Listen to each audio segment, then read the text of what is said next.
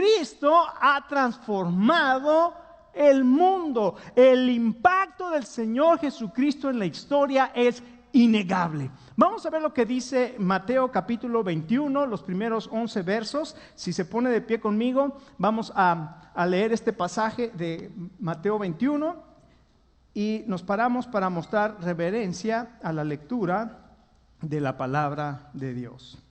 Cuando se acercaron a Jerusalén y vinieron a Betfagé, al monte de los olivos, Jesús envió 2 de sus discípulos diciéndoles: vayan a la aldea que está enfrente de ustedes y luego hallarán un asna atada y un pollino con ella, es decir, una cría de asna.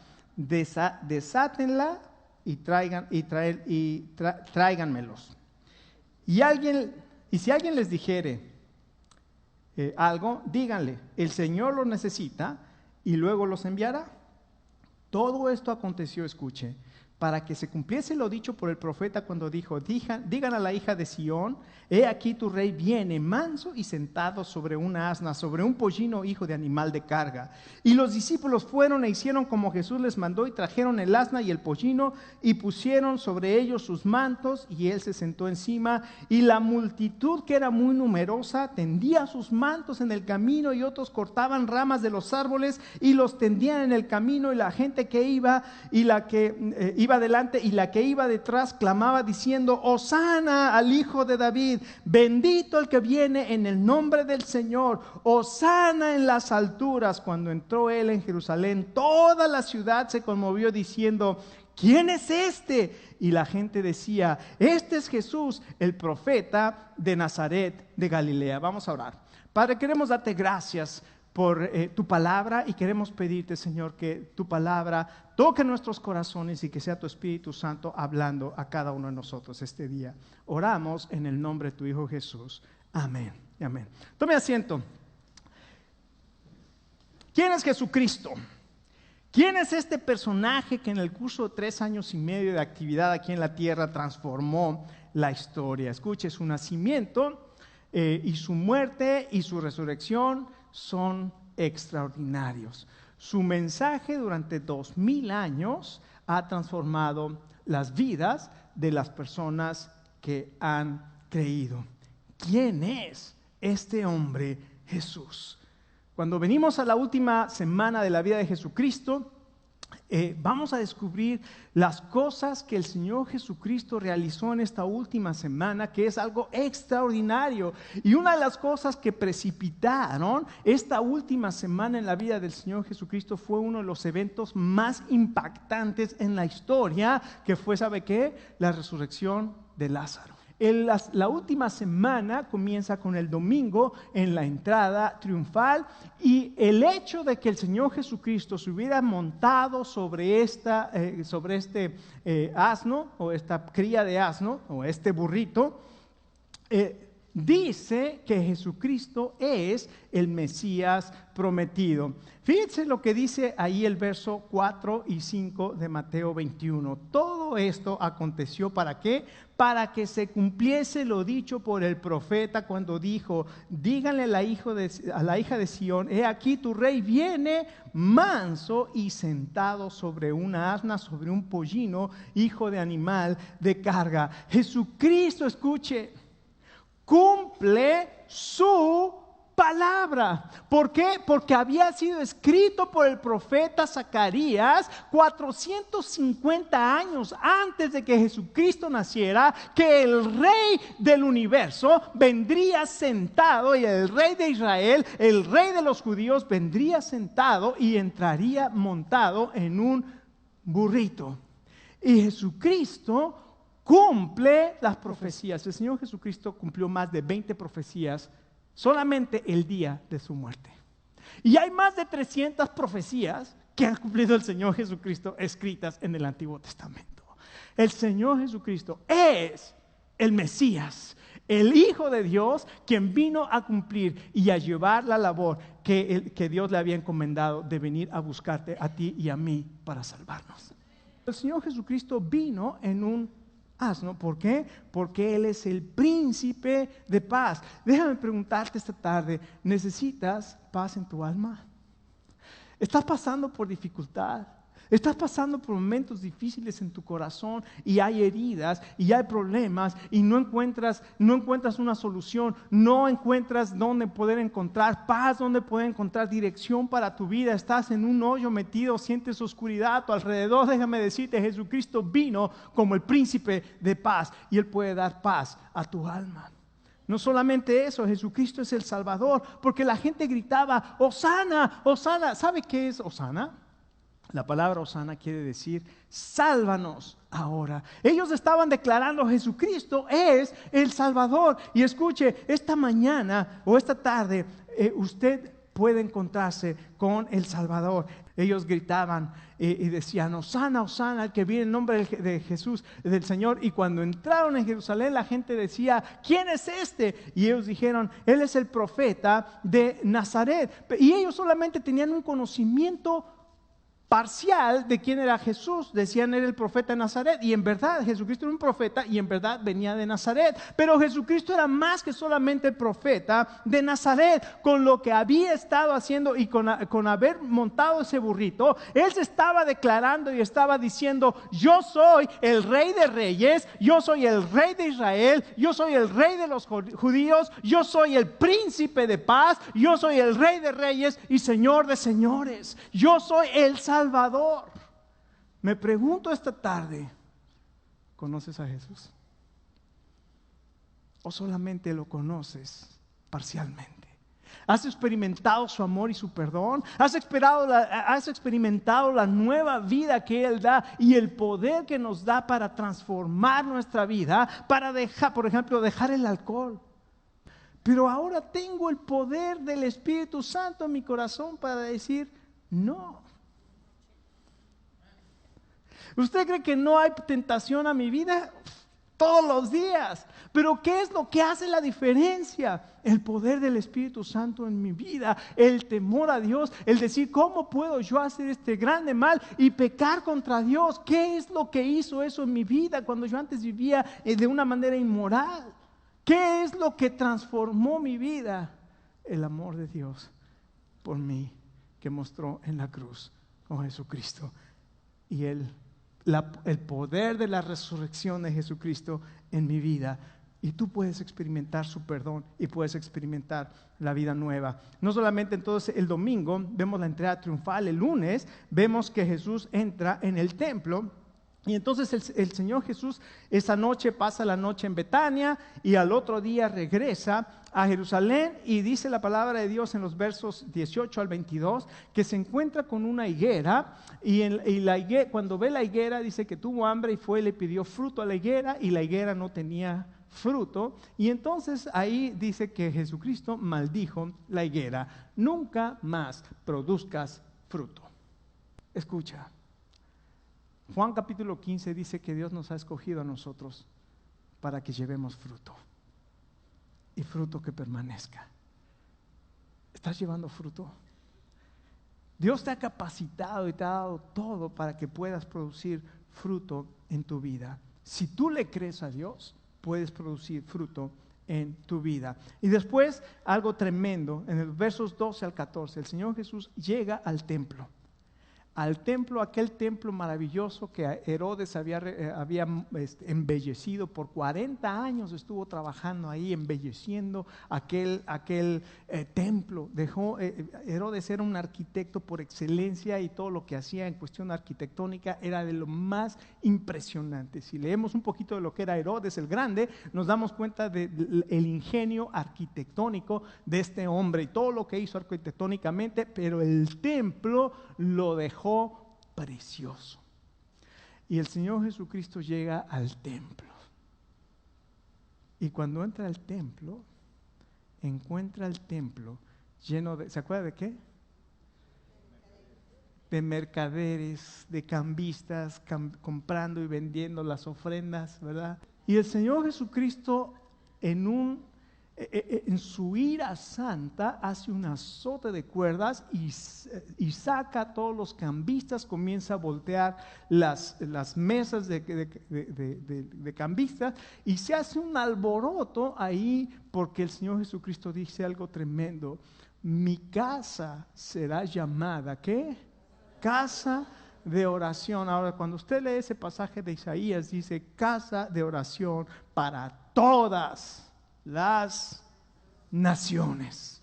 Mi casa será llamada casa de oración para todas las naciones, y ustedes la han hecho una cueva de ladrones. Escúchenme, porque la iglesia en estos días muchas iglesias están siendo cuevas de ladrones, donde lo único que pasa ahí es échale aquí, de acuerdo a, siémbrale, brother, siémbrale, y Dios te va a dar un milagro, siémbrale, pon una semilla de $1,000 acá, una semilla de $5,000 acá, y la iglesia se ha vuelto una cueva de ladrones mientras el mundo se está perdiendo.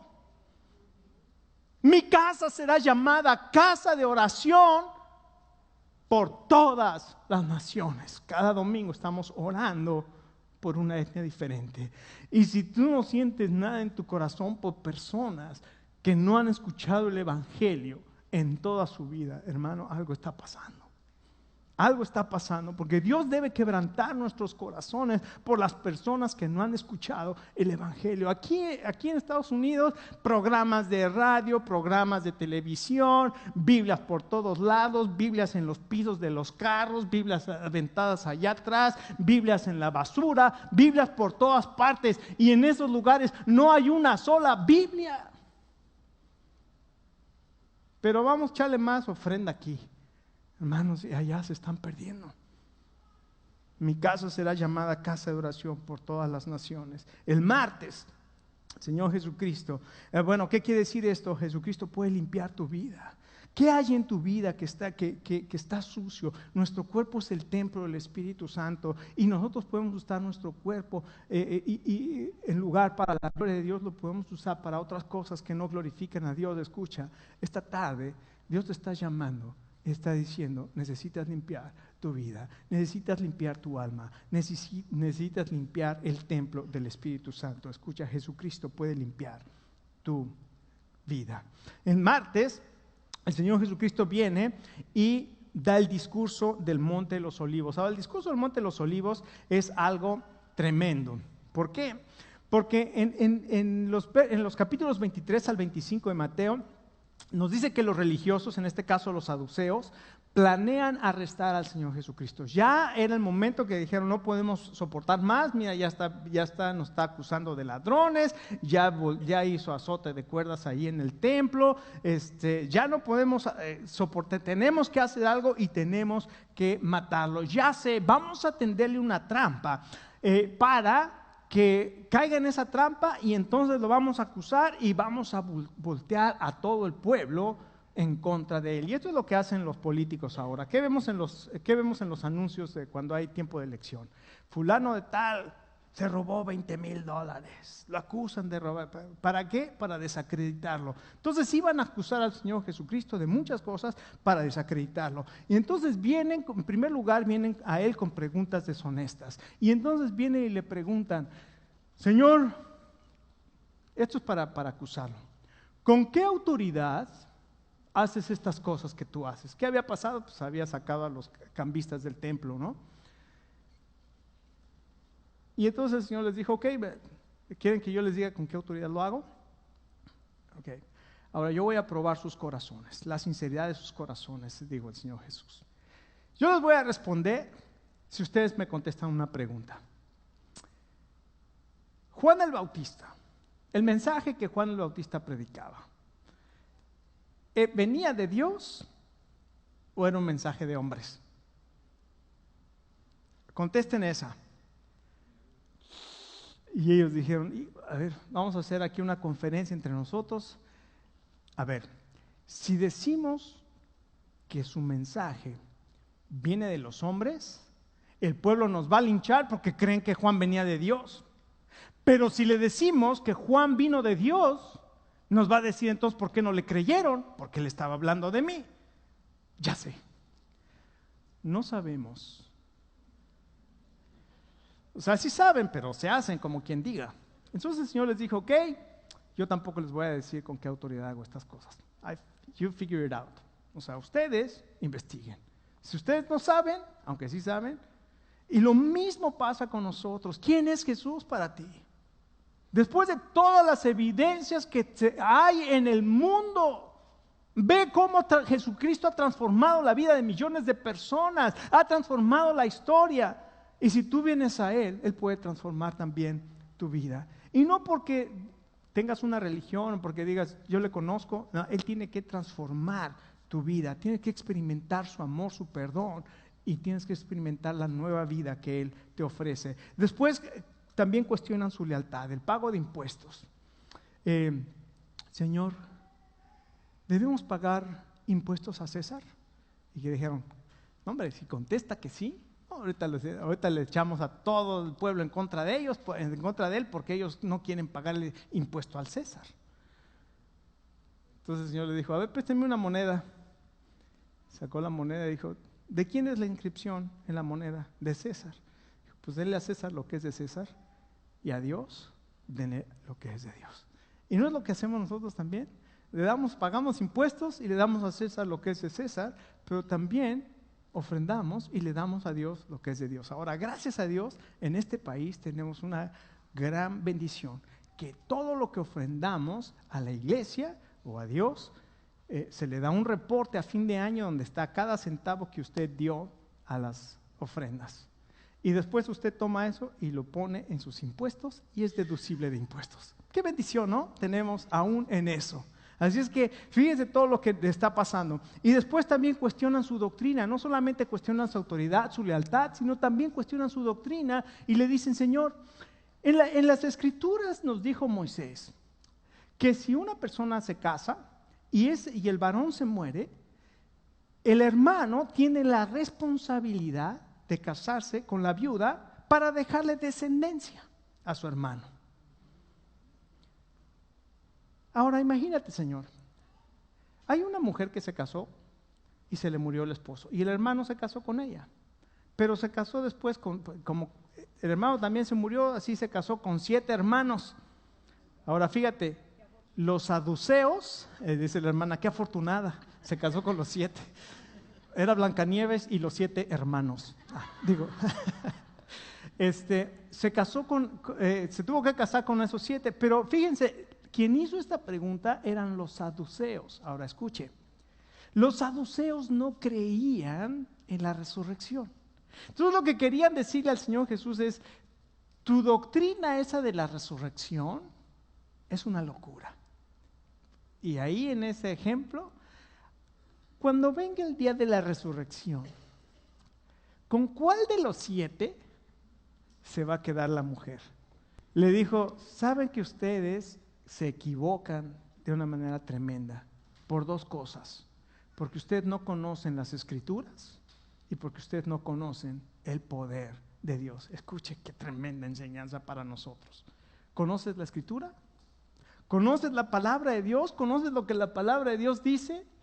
Y la segunda, ¿conoces el poder de Dios? ¿Has experimentado el poder de Dios en tu vida? Esas 2 cosas son impresionantes en nuestra vida, la Escritura y el poder de Dios. Y les dijo, porque en el día de la resurrección vamos a ser como los ángeles, no vamos a tener relaciones ni nos vamos a casar en ese entonces, o sea, vamos a ser diferentes, no vamos a ser como aquí. Dice, además, no han escuchado, no han leído en la Escritura, por cierto, que cuando Dios se presenta con los patriarcas, dice, yo soy el Dios, o con Moisés, yo soy el Dios de tus padres, de Abraham, Isaac y Jacob. Dice, así es que Dios es un Dios de vivos, no de muertos. Porque si Abraham, Isaac y Jacob están muertos, ¿para qué los nombra?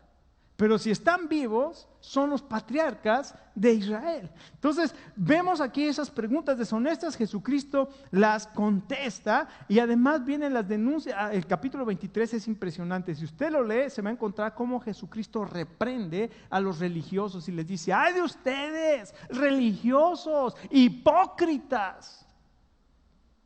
Sepulcros blanqueados, les dice. Uy, Son palabras tremendas. Usted lee el capítulo 23 de Mateo y dice, no puede ser que este sea Jesús. Claro que es Jesús, hablándole a estos hombres que habían endurecido su corazón y se habían abrazado a un sistema religioso y no lo iban a dejar absolutamente por nada. Y les dice, ustedes son unos hipócritas porque ustedes hacen cosas, dicen cosas, pero no viven de acuerdo a lo que ustedes dicen. Son sepulcros blanqueados porque por afuera se presentan como blancos, ¿verdad? Como si nada, pero por dentro están llenos de huesos y están llenos de muertos. Y les dice tremendas cosas que le dice el capítulo 23. Y después en el capítulo 24 y 25 les habla de las señales del fin. Y bueno, ahí es tremendo, todo un capítulo profético de lo que va a suceder en los últimos tiempos. Pero llegamos al día miércoles y ahí encontramos el plan para matar a Jesús. Porque ya había fallado, como el plan A falló, aquel de las preguntas, y lo vamos a echar que la gente se ponga en contra de él. Como falló el plan A, tenían que encontrar el plan B, y entonces no podían arrestar al Señor Jesucristo de día, sino lo que tenían que hacer es hacerlo de noche. Y entonces los líderes religiosos planean matar a Jesús. ¿Y sabe cómo lo hacen?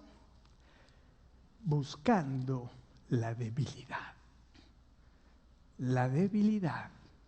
Y entre los discípulos de Jesús había un hombre que manejaba la bolsa. ¿De qué se acuerda? La bolsa de las ofrendas. Y se cuidaba de que nada se gastara. La tenía bien amarradita.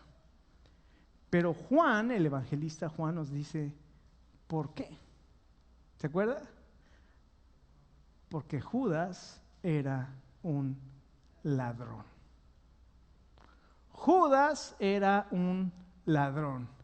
Y cuando los religiosos, los líderes, los sacerdotes vieron que este hombre, su debilidad era la lana, o sea el dinero, le ofrecieron, entréganos a Jesús y te damos 30 monedas de plata. Y uno de los discípulos de Jesús traicionó a Jesús por 30 monedas de plata. Y Judas ofrece traicionar a Jesús. Eso sucede el miércoles. El jueves viene la cena del Señor y el arresto de Jesús. ¿Por qué instituye la cena del Señor? En el capítulo 26, versos 17 al 29.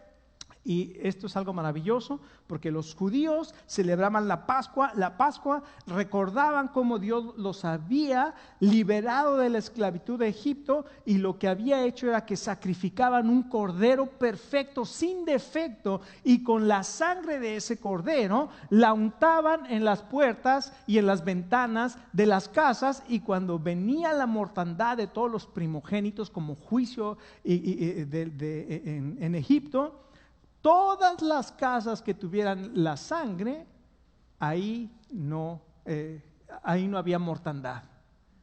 Eran libradas de la muerte. 1500 años después, Jesucristo muere como el Cordero de Dios que quita el pecado del mundo. Y escucha, si tú has sido lavado con la sangre de Cristo, tú tienes vida eterna.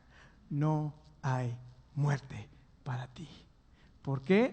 Porque tienes la sangre de Cristo como un símbolo de la limpieza y el perdón de pecados. ¡Qué maravilloso! Y Él instituye la cena del Señor para recordar el sacrificio que Él hizo en la cruz del Calvario. Y después de ahí vemos que sale de la cena del Señor y se va al huerto de Getsemaní, y ahí comienza la angustia tremenda, donde lleva a sus discípulos y les dice, por favor, oren conmigo una hora. Y se fue y comenzó a orar. Dice Lucas que grandes gotas como de sudor, grandes gotas de sangre caían de su rostro como de sudor. Y el Señor Jesús en esa angustia estaba en una angustia tremenda. Decía: Señor, si es posible que pase de mí esta copa, Señor, si es posible que puedas salvar a los hombres de otra manera, Señor. Estoy angustiado, mi alma está afligida hasta la muerte. ¿Qué voy a decir, Señor? Líbrame de esta hora. No, Señor, más para esto he llegado esta hora, Señor. Dame la fortaleza que necesito en este momento de gran aflicción. Y le había pedido a sus discípulos que oraran por él, y viene y los encuentra dormidos y les dice: velen conmigo.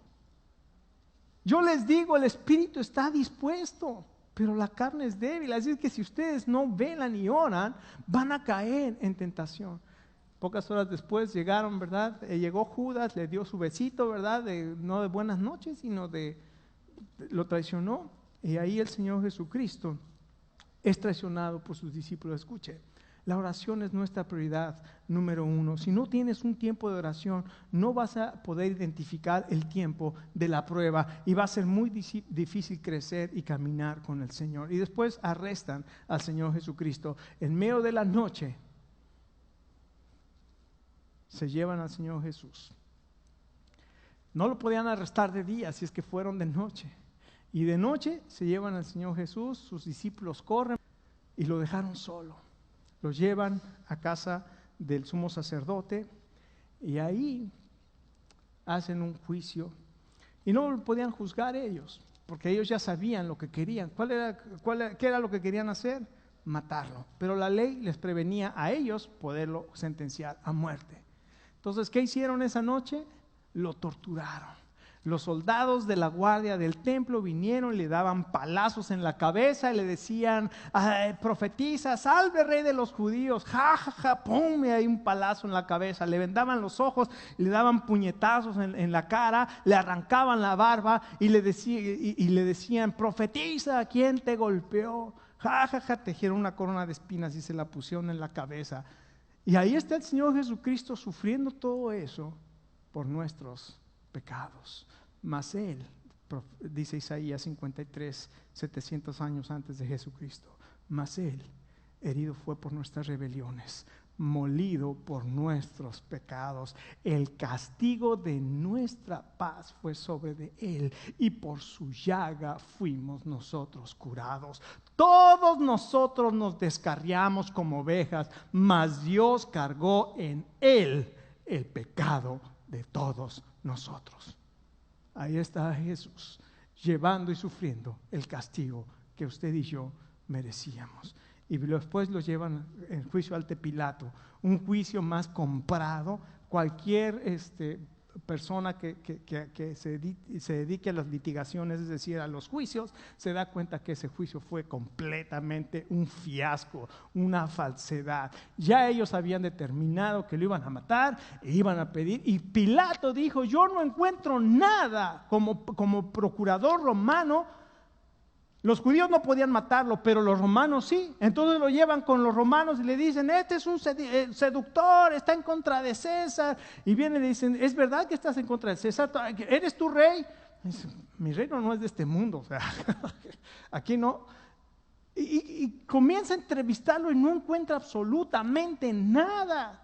Y sale y le dice a los líderes religiosos: no encuentro absolutamente nada para condenarlo a muerte, pero vamos a hacer una cosa: en las fiestas de la Pascua siempre suelto a un prisionero. ¿A quién quieren que suelte? ¿A este prisionero, a este violador, a este criminal, o a Jesús, a quien ustedes llaman el rey de los judíos?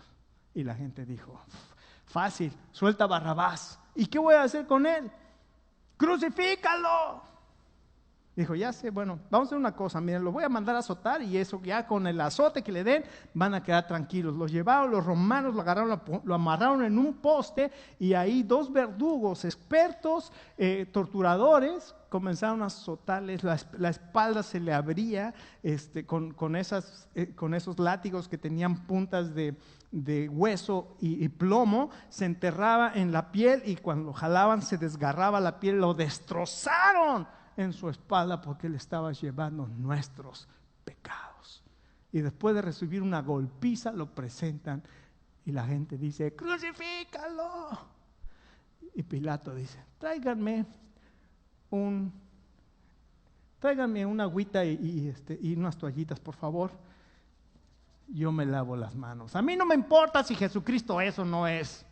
Hagan ustedes lo que quieren. Escucha, cuando tú dices, cuando a ti no te interesa, cuando tú no dices Jesucristo es el Señor, le voy a seguir, o cuando tú dices a mí no me interesa, que a mí no me importa si es o no es, yo voy a seguir haciendo mi vida como quiero, déjame decirte, tu abuelito es Pilato. Porque tienes que decidir, o Jesucristo es el Señor o Jesucristo es un mentiroso. Porque Jesucristo murió por tus pecados, y si dices, no, Jesucristo no murió por mis pecados, estás diciendo Jesucristo es un mentiroso, es un farsante.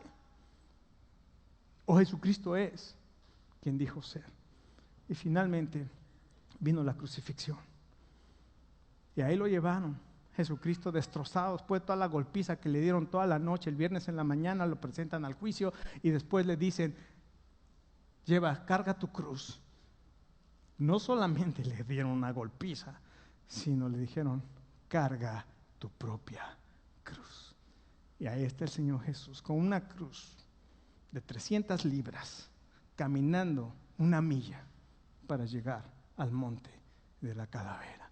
Y ahí con ese manto que le pusieron de realeza para decirle, salve rey de los judíos, le arrancan la ropa y en ese momento toda la sangre que le había coagulado, cuando le arrancan la piel y queda la piel viva, y esa piel viva la cuestan en ese madero, y después le ponen clavos en sus manos y clavos en sus pies y lo levantan entre el cielo y la tierra, y ahí está Jesucristo colgado, el creador del universo, colgado entre el cielo y la tierra, con todos sus enemigos gritándole, sálvate, tú que salvaste a otros, tú no te puedes salvar a ti mismo. Y el Señor Jesucristo los ve y con ojos de amor y de compasión dice, Padre, perdónalos, porque no saben. ¿Qué otro líder religioso nombra uno que en medio de su aflicción y su angustia pueda orar perdón y pedir perdón por aquellos que le están haciendo el mal? Jesucristo es el Hijo de Dios. Jesús no dura más que 3 horas en la cruz, 6 horas en la cruz. Cuando los crucificados duraban 3 días, hasta 3 días para morirse, Jesucristo murió 6 horas y se murió. Y el centurión dijo, no puede ser. Fue y le picó con una lanza para ver si se había muerto y sale agua con sangre. Y bueno, después podré explicar lo que eso significa. Pero escuche, es algo tremendo. Jesucristo murió por nuestros pecados. Fueron y dijeron a Pilato, ya Jesucristo murió. En el momento que Él muere se rasga el velo del templo, hay un temblor impresionante. O sea, todo lo que sucede en ese momento que Jesucristo muere. Además muere justamente a la hora que los judíos hacían el sacrificio por el pecado. ¿Casualidad? No. Van, le dicen a Pilato, podemos bajar el cuerpo. Bajaron el cuerpo y ese día lo van y lo ponen en la tumba. El viernes antes de que el sol se metiera. Y así llegamos al sábado, cuando los discípulos están entristecidos, dudosos. ¿Dónde está mi esperanza? ¿Dónde está mi esperanza? Todo lo que yo había puesto en Jesús, quien dijo que era el Hijo de Dios, está en una tumba. Déjeme decirle, ya viene el domingo. Ya viene el domingo, pero esa es la historia de la semana que entra. No se la pierda.